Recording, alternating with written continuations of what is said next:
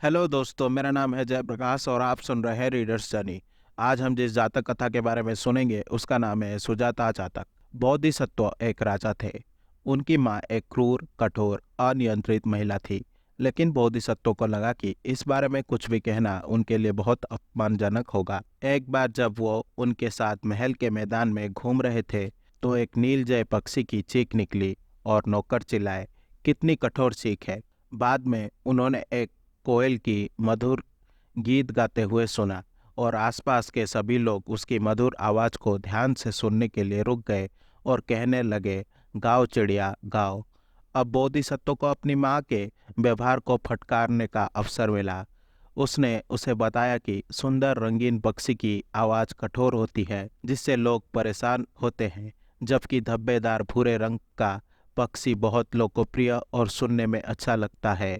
इससे पता चला कि सौम्य और मधुर होना व्यवहार करने का सबसे अच्छा तरीका है।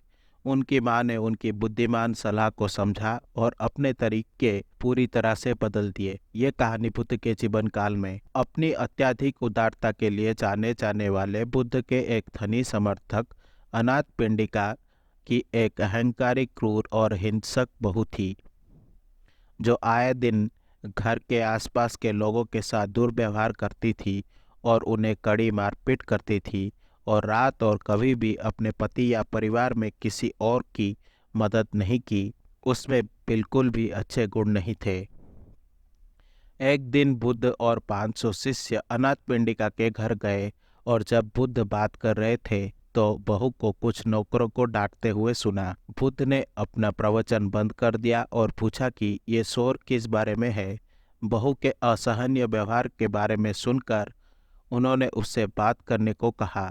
बुद्ध ने समझाया कि 7 प्रकार की पत्नियां होती है और पूछा कि वो उनमें से कौन थी। विध्वंसक पत्नी अपने पति से नफरत करती है और उसके हर अच्छे काम को बर्बाद कर देती है। चोर पत्नी को केवल पैसे लेने में दिलचस्पी है।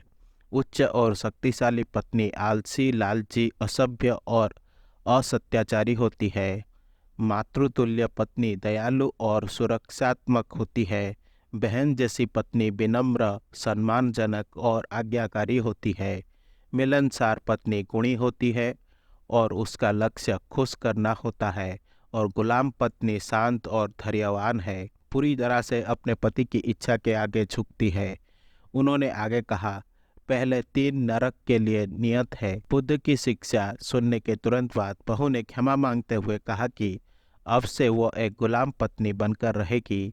उसने अपने बुरे रास्ते बंद कर दिए और धार्मिक जीवन जीना शुरू कर दिया। बाद में जब बुद्ध ने अपने कुछ शिष्यों को उसके रूपांतरण के बारे में चर्चा करते हुए सुना तो उन्होंने उन्हें ये कहानी सुनाई ताकि वे जान सके कि उन्होंने पहले भी इस महिला को बस में किया था। आशा करता हूँ कि आपको ये जातक कथा अच्छी लगी होगी। अगर आपको मेरी वीडियो पसंद आई तो इसे लाइक करें और शेयर करें और ऐसे वीडियोस देखने के लिए मेरे चैनल को सब्सक्राइब करें।